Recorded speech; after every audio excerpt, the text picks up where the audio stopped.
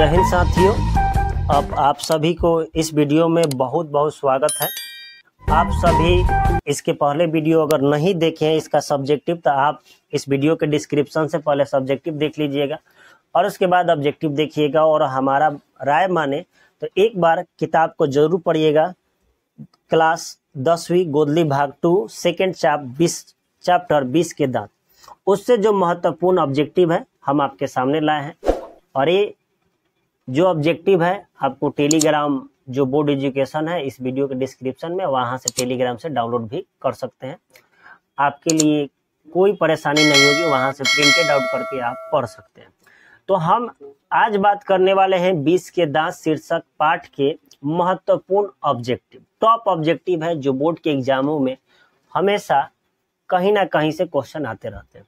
तो इस चैप्टर का पहला ही क्वेश्चन है कि 20 के दांत शीर्षक पाठ के लेखक कौन है।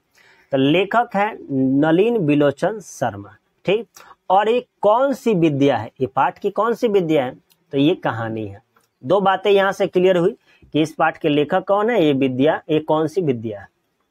दूसरा कि उनका जन्म स्थान क्या है। तो जन्म हुआ था 18 फरवरी 1916 को, स्थान था पटना के बदरघाट, और पिता के नाम था रामावतार शर्मा और माता थी रत्नावती शर्मा। यह उनका इंट्रोडक्शन था। अब हम चलते हैं इस पाठ के और अंदर और उससे ऑब्जेक्टिव देखते हैं। तो ऑब्जेक्टिव है कि 20 के दांत शीर्षक कहानी में किस वर्ग का वर्णन किया है। तो ये मध्यम वर्गीय है, मध्यम वर्ग है, ना उच्च वर्ग है निम्न वर्ग है। और 20 के दांत शीर्षक कहानी कैसी है, तो ये मनोवैज्ञानिक कहानी, एक मनो की भाव को बताता है। और सेन साहब की नई मोटर कार जो आई थी वह कहाँ खड़ी हुई थी। तो बंगले के सामने बरसाती में अक्सर 4 व्हीलर रखने के लिए एक बनाया जाता है, तो उसको बरसाती शब्द यहाँ पर शब्दों का यूज किया। और सेन साहब की जो मोटर कार थी किस रंग की थी, तो काले रंग की थी। और सेन साहब को नाज था, अपनी कार पर ही नाज था। देखिए बेटा बेटी वो सेकेंडरी, लेकिन सबसे बड़ा उनके लिए था संपत्ति। सेन साहब की नई मोटर कार कितने में आई थी, तो 7,500 में। ये क्वेश्चन बहुत बार एग्जामों में पूछा गया है कि कितने में आई थी। उसके बाद है कि सेन साहब की कितनी बेटियां थी। 5 बेटियां थी, आलो, शेफाली, आरती, सीमा और रजनी। देखिए आपको पांचों याद नहीं करना, ध्यान रखना है, क्योंकि आपसे ऑब्जेक्टिव पूछेगा निम्नलिखित में से कौन सेन साहब की लड़कियां नहीं थी। तो अगर आपको पांचों ध्यान रहेगा तो आपको ऑप्शन में एक होगा इसमें से कि कौन उनकी बेटी नहीं थी। 20 के दांत शीर्षक कहानी के अनुसार लड़कियां क्या है, तो लड़कियां एक कठपुतलियां है। सब्जेक्टिव भी देख लीजिएगा, सब्जेक्टिव में अच्छे से हम इसको डिस्कस किए हुए। और मिस्टर और मिसेज यानी सेन साहब और सेन साहब की पत्नी किन पर गर्व था, तो अपनी लड़कियों पर ही गर्व था उनको। और सेन साहब के परिवार में सबसे छोटा कौन था, तो खोखा था, जिसका नाम कासू रखा गया था। ये बंगाल का शब्द है, खोखा और खोखी। लड़का को खोखा, लड़की को खोखी कहा जाता है, वहां के शब्दों में बताया। पठित पाठ के आधार पर बताया कि जीवन के नियमों का पद कौन था, तो खोखा अर्थात कासू था। और सेन साहब अपने लड़के को क्या बनाना चाहते थे, इंजीनियर। बचपन से ही 5 साल का उम्र नहीं हुआ तब तक उसको इंजीनियर बनाने की सपना ये लोग देख चुके हैं। किसके दुर्दलित स्वभाव के कारण सेनों ने अपना सिद्धांत बदल दिया, तो खोखा के। जैसे ही खोखा के घर में जन्म होता है, सेन दंपति अपने घर के सारे नियम बदलना शुरू कर देते हैं।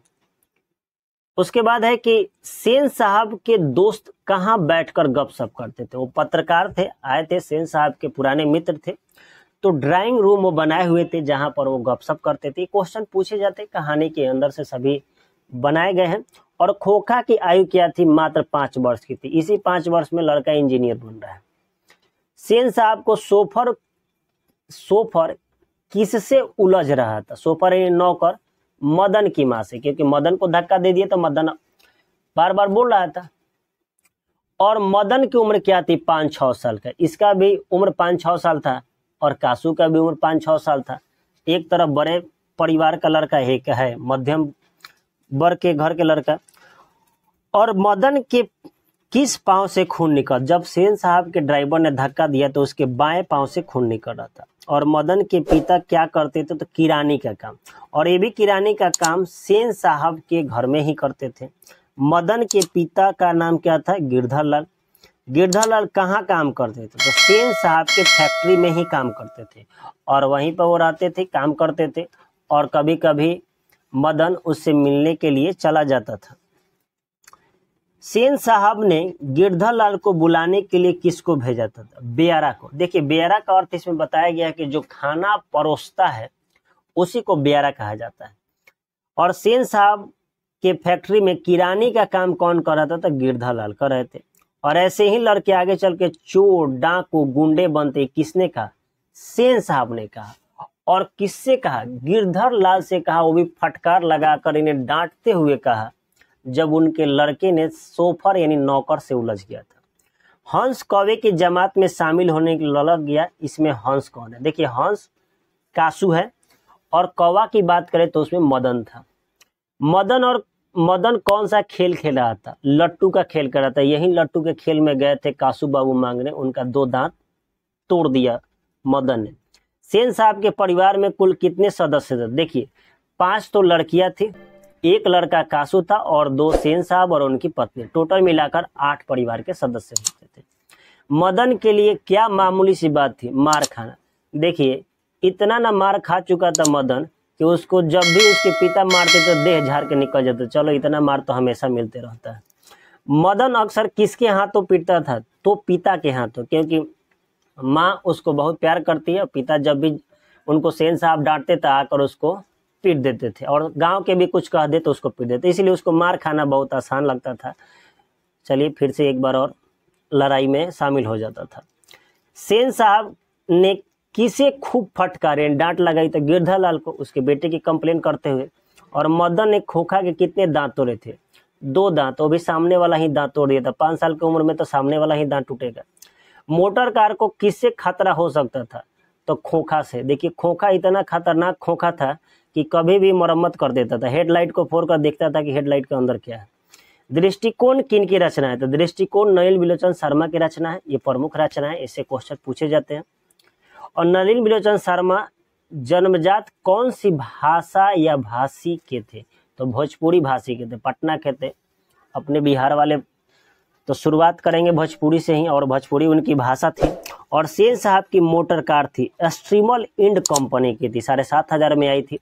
तो ये सभी ऑब्जेक्टिव है, महत्वपूर्ण ऑब्जेक्टिव है, आपको हमेशा याद रहना चाहिए। कहानी समझ लेंगे तो आपको याद रहेगा। 4 और ऑब्जेक्टिव है, आपको बताते हैं कि किसने मोटर कार को चमक दमक का कोई खतरा नहीं था। देखिए सेन साहब के जो लड़का था खोखा, उसे तो खतरा ही खतरा था, लेकिन उनके घर में जो कठपुतलियाएं थी यानी पुत्रियाई सब थी जी 5, इससे उनको कोई खतरा नहीं था।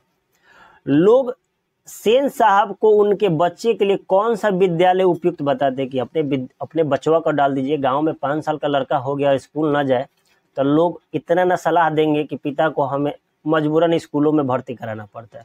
तो किडन गार्डन एक स्कूल था उनके क्षेत्र का, लोग उनको हमेशा कहते थे कि अपने लड़कवा को उसमें डाल दीजिए, पढ़ेगा लिखेगा तबे ना इंजीनियर बनेगा।